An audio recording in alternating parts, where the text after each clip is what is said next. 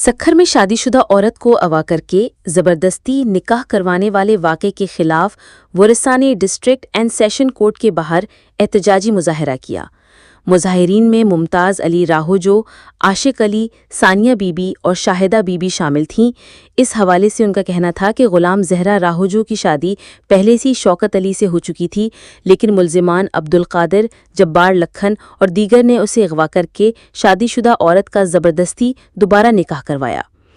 छोकरी अगवा करे 4 ॼणा, जेको आहे सो अब्दुल कादिर, वलद मोहम्मद आचर, लखन इन खे भॼाए खणी वियो आहे, धमकी ॾेई वियो आहे। असांखे मारण जी धमकी ॾिनी अथई ऐं उनजे पीउ माउ खे धमकी ॾिनी अथई, न हलंदी त असां तोखे खणी वेंदासीं, इन्हनि खे मारींदासीं। उहो मजबूर थी वई, हली वई। छोकिरी लखण अगवा करे विया आहिनि।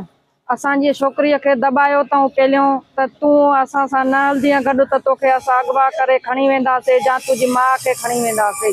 उहो ई हाणे बि धमकाएसि पियो त पंहिंजे मालिकनि सां न ॻाल्हाए। हाणे हे सोरो अथसि, असां सुठो करे घर ॾिनोसींसि, असां चयोसीं असांजी न्याणी सुखी थींदी। असांखे कहिड़ी ख़बर त हे ॾाइण कढ असांजे लॻंदा। असां ग़रीब आहियूं, असांजी मदद करणु खपे। हुनखे दॿायो अथनि त एक्शन माना तूं असांजे तरफ़ां थी, पर मुंहिंजी धीअ अहिड़ी न हुई। अलाह मूंखे हिकु ई धीअ ॾिनी आहे। मुजाहिरीन ने इल्ज़ाम लगाया कि साइट एरिया थाने में मुकदमा दर्ज होने के बावजूद पुलिस मुल्जिमान को तहफ़्फ़ुज़ फराहम कर रही है। एहतजाज करने वालों ने DIG सक्खर और SSP सक्खर से मुतालबा किया कि मग़वी औरत को फौरी तौर पर बाजियाब करा के मुल्जिमान को गिरफ्तार किया जाए और मुतासिरा ख़ानदान को इंसाफ दिया जाए।